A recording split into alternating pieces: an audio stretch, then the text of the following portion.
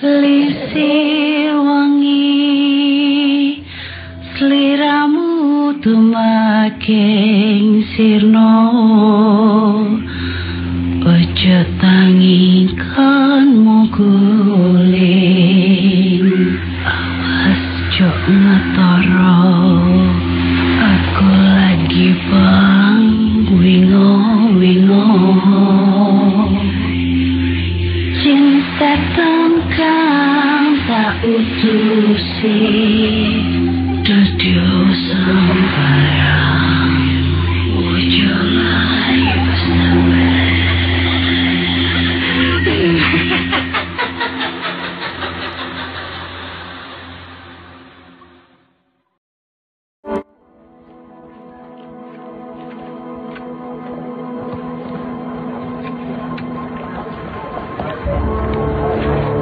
Aku berdiri santai menunggu kado itu selesai dibungkus. Jujur, aku tidak terlalu pandai membungkus kado. Jadi aku datang ke toko ini. Toko yang menjual macam-macam pernak-pernik. Kado itu untuk pacarku, Genisa. Dia berulang tahun hari itu. Aku belum mengucapkan selamat ulang tahun apapun padanya. Karena Genisa sedang melaksanakan KKN. Tepatnya sih di Garut. Sedang aku di Bandung. Rencananya, aku akan memberikan surprise dengan tiba-tiba datang ke sana. Meskipun tidak tahu pasti di mana tempatnya. Aku nekat untuk ke sana. Saat itu aku ditemani temanku, Tio.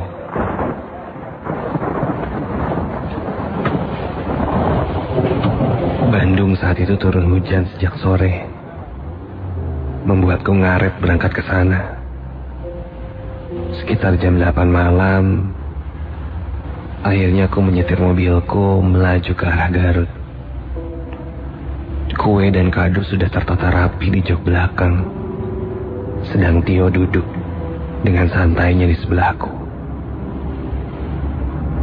Yuk, lo jangan tidur. Temenin gue, ya. Tio membalasku. Katanya beres dari sana langsung balik. Karena dia ada kuliah jam 7 pagi. Siap. Tenang. Beres surprise, kita langsung balik. Oke? Oke, lo jangan tidur dulu nih, temenin dulu nih. Takut nyasar gue, ya.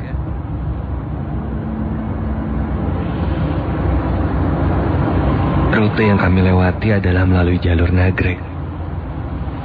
Perjalanan nampak lancar. Karena memang saat itu hari Senin, bukan weekend. Hanya saja hujan turun lagi. Sangat deras. Aku dan Tio berkonsentrasi melihat jalan yang hampir tertutup oleh derasnya hujan. Dan syukurlah, hujan pun mereda. Setelah hujan, kami terhambat lagi oleh kemacetan yang cukup panjang. Biasa. Di salah satu ruas jalan.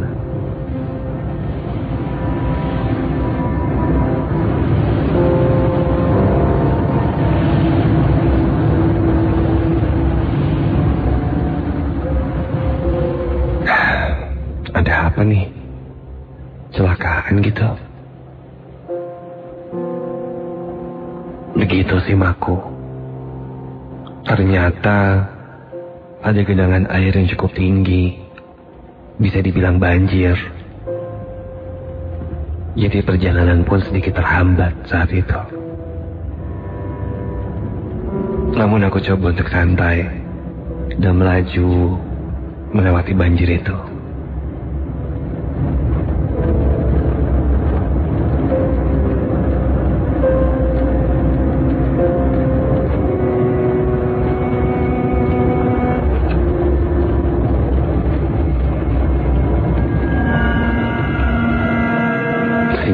kata, perjalanan pun berlalu.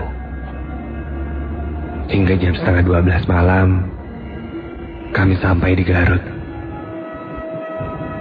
Setelah bertanya sana sini, akhirnya kami sampai di desa tempat KKN pacarku itu.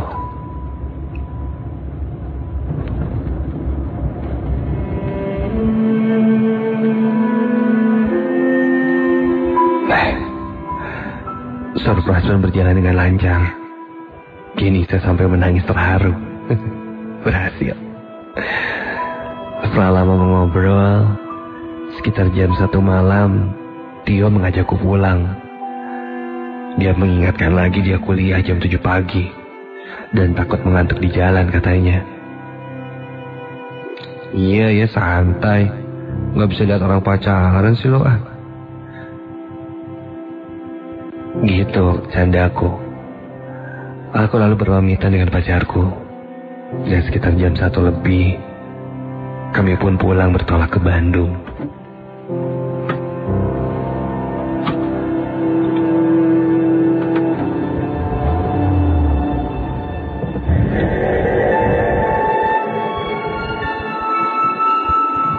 Perjalanan pun ditemani dengan suasana sepi, dengan kiri dan kanan hutan. Pohon-pohon tinggi dan besar serta rimbun terlihat seakan melewatiku. Hingga akhirnya aku melihat satu plang bertuliskan jalur alternatif. Yuk, lewat sini aja kali ya. Takut macet lagi kayak tadi. Ya, woi. Ya, tidur lagi. Tio terlihat agak terkantuk. Aku pun belok kiri menuju jalur alternatif itu. Begitu masuk ke jalan itu, aku masih disambut pepohonan yang rindang dan hutan yang sangat gelap. Namun cuaca saat itu sudah tidak hujan. Malah bulan nampak terang.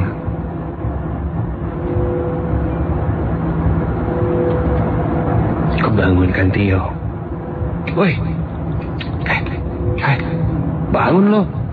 Katanya mau nemenin gua, gimana sih masa tidur? Bangun. Tio pun terbangun. Jalanan semakin menyempit. Di depan atau di belakangku tidak ada mobil sama sekali. Benar nggak ya ini jalannya? Yuk, buka Waze dong. Lihat tuh ini benar nggak sih? Gue lewat jalur alternatif gitu soalnya. Dia membuka aplikasi GPS di handphonenya. Dan dia berkata, kita menuju arah Majalaya. Majalaya? Seriusan nih? Tapi nyampe Bandung juga kali ya? Daripada macet tadi, kayaknya lebih deket deh.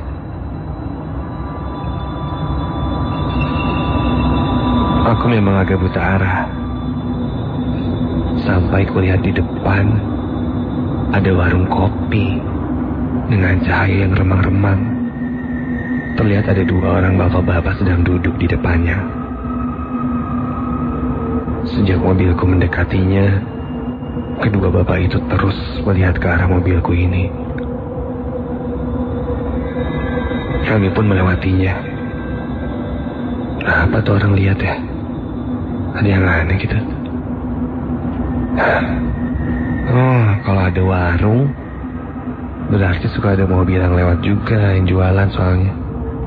Udah deh. Aku pun mulai tenang.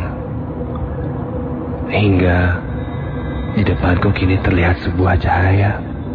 Ya, itu cahaya lampu mobil yang melaju mendekat berlawanan arah denganku. Dan tiba-tiba saja sekitar 5 meter di depanku mobil itu berhenti. Nah, apa nih mobil berhenti ya? Aku memberikan 60 sen. Mungkin mobil itu memberi jalan untukku. Aku membuka kaca jendela, dan ternyata memang jalanan agak sempit. Perlahan aku mendekati mobil itu. Ada yang aneh dari mobil itu ketika aku melewatinya. Bentuknya sedikit aneh, seperti penyok. Mobilku akhirnya berpapasan. Dan ketika mobil itu berpapasan tepat di sebelah mobilku, astaga, kulihat di dalam mobil ada satu keluarga dengan kondisi yang menyeramkan.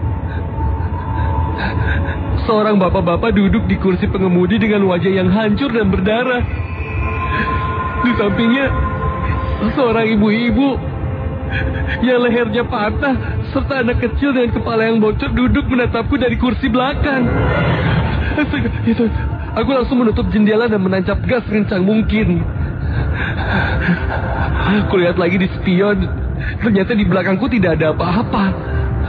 Itu mobil hantu. Itu mobil hantu. Begitu pikirku. Segera dengan panik aku menyusuri jalan-jalan yang mulai semakin seram ini. Terlihat ini sebuah gunung. Ya, sebuah gunung di tengah kami, seakan kami hanya mengelilingi saja gunung itu. Lalu tiba-tiba saja, apa nih? Di depan muncul kabut yang sangat tebal. Ya Tuhan, kenapa nih?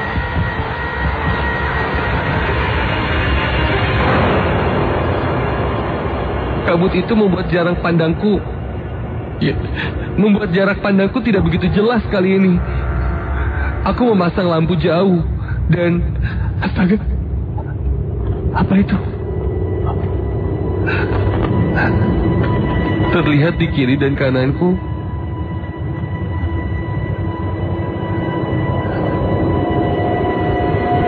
banyak sekali orang yang berjalan memakai baju putih-putih. Kulihat ada laki-laki, perempuan, bahkan anak kecil dan kakek-kakek dan nenek-nenek pun terlihat berjalan berduyun-duyun, memakai baju putih panjang seperti gamis, dengan tatapan kosong dari balik-balik kabut tebal itu. Enggak, suara tangan yang menyentuh mobilku pun terdengar. Mereka berjalan di kiri dan kanan mobilku. Aku majukan perlahan mobil ini. Aku dan Tio melihat dengan jelas sekali sosok-sosok itu. Entah siapa dan apa itu, aku tidak mau tahu. Saat itu yang kami ingin adalah segera pergi dari sana. Aku mencoba berdoa di dalam hati. Mobilku maju perlahan hingga kabut itu pun menghilang seketika, dan kulihat jalannya sepi kembali. Jantungku berdegup kencang. Ya Tuhan, sosok-sosok apa itu? Hingga kami menemukan sebuah warung dan memutuskan untuk berhenti di warung itu. Aku memarkirkan mobil di dekat warung itu. Aku pun turun sekedar untuk menenangkan diri, sedang Tio memilih di dalam mobil. Aku disambut seorang laki-laki tambun berkumis. Punten Pak, ikut istirahat, sama pesan kopi ya. Bapak itu lalu masuk ke dalam dan membuatkanku kopi. Di warung itu terdengar alunan lagu. seperti acara wayang golek yang disiarkan. Aku pun duduk. Bapak itu tak lama muncul membawa kopi panas dan memberikannya padaku. Karena wajahku terlihat pucat, dia pun bertanya padaku, "Kenapa?" Aku pun menceritakannya bahwa aku bertemu orang-orang berbaju putih panjang sangat banyak sekali dari balik kabut, dan aku pun melihat sosok seperti orang bekas kecelakaan. Aku berusaha menjelaskannya kepada bapak itu. Bapak itu terlihat bingung dengan sosok yang kulihat di jalan tadi. Gitulah Pak, pokoknya serem, kayak habis kecelakaan gitu. Susah dijelasinnya sih, ngeri banget lah. Pokoknya hancur, berdarah-darah mukanya, terus kayak daging kelihatan gitu Pak. Ngeri deh. Bapak itu mengangguk-ngangguk. Lalu dia memegang pundakku dan berkata, "Jika Kiesef." Astaga! Aku langsung terperanjat kaget ketika kulihat wajah bapak penjaga warung itu. Kini wajahnya berubah sangat menyeramkan. Mukanya seperti terbelah dan berdarah. Aku langsung masuk ke dalam mobil dan menancap gas kencang-kencangnya. Tio melihatku keheranan. Aku tak berkata apapun, berkonsentrasi terus pada jalanan. Sekilas kulihat sekelebat putih-putih di antara pohon-pohon yang kulewati. Namun kubiarkan saja, aku tidak mau melihatnya lagi.